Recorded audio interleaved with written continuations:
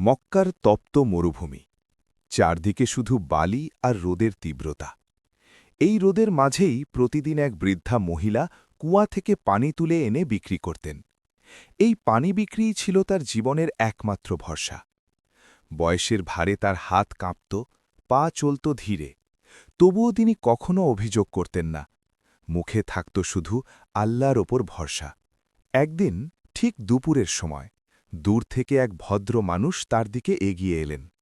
পরনে সাদা পোশাক, চেহারায় অদ্ভুত এক শান্তি।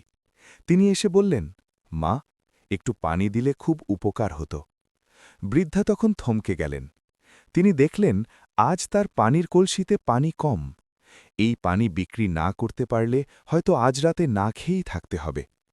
এক মুহূর্তের জন্য দুশ্চিন্তা এলো তার মনে। তারপর তিনি আকাশের দিকে তাকালেন। মনে মনে বললেন, হে আল্লাহ, তুমি তো রিজিক দাতা। এরপর তিনি আর এক সেকেন্ড দেরি করলেন না।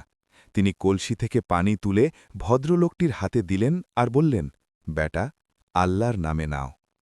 ভদ্রলোকটি শান্তভাবে পানি পান করলেন।